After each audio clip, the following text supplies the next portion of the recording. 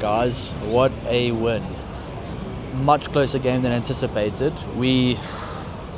I'm not sure how the Springboks actually got it done in the end. With such a changed team, I honestly thought for 1 minute there that Italy was going to win. So I'm actually very shocked that the Springboks came back and won.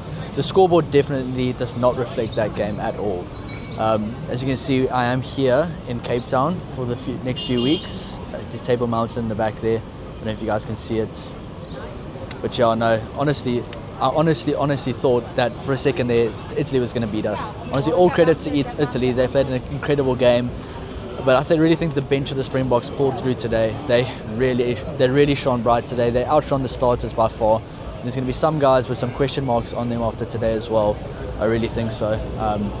Yeah, no, definitely a very good game for the bench for the Springboks. I think guys like Kwagga Smith really put their hand up, especially for next week's game against Ireland. Morne van der Berg had a great game. Andre Pollard had a solid game. But I think Mani Lebok had a bit of a good attacking impact when he came on, except for that one kick, which was, I don't know what happened with that. Ethan Hooker getting moved to the wing showed why he was so comfortable there. And yeah, no, it was a good game for the Springboks. I just think the coach will probably be disappointed with that. I mean, it was a very changed team, which makes it a bit more difficult to keep that cohesion and composure. But there was a lot of, very much a lack of cohesion today for the Springboks. They'll be disappointed with the first half, and as you can see, they had to make many changes early on. I mean, they brought Zachary Porton off early, they brought Bern Fence off early again. Johan Grobler had a very solid game, which we said was important coming into this game. Yeah, he needed a big game today. Because obviously Malcolm Marx, we need a backup for him in the Springboks, and yeah, Johan Grobler putting in a big performance like that was really key for him getting a few more starts and a bit more game time going forward.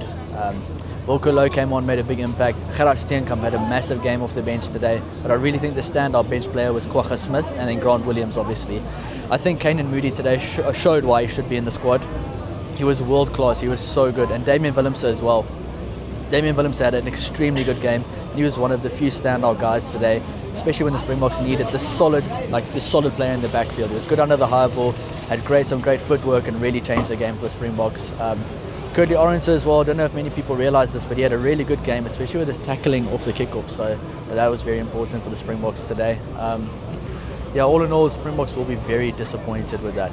Very, very disappointed. But I do think that going forward, there will be many changes for the Ireland game next week. And I think Rassie knows that the team this week didn't have much cohesion, and that he knows that some guys really put up their hands today, and some guys really didn't. Some guys obviously played their way out of a jersey some guys played their way into a jersey. I think Andre Esterhuizen has shown now that he is actually a very good forward player.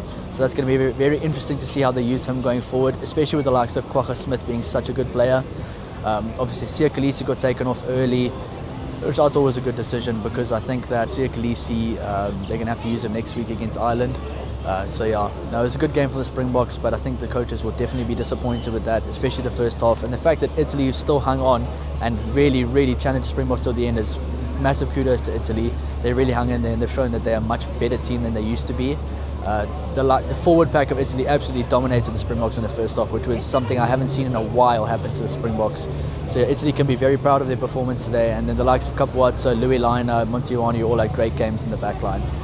They'll be really kicking themselves, especially for those Paolo Gobisi missed kicks, because there was a chance there where I honestly thought if he got those kicks over, that the whole game would have swung in Italy's direction and all the momentum for them. So they're going to be very disappointed with that, but they can also be proud of themselves for having a great game, and they've obviously had a massive step up from the Six Nations, which will be good for them.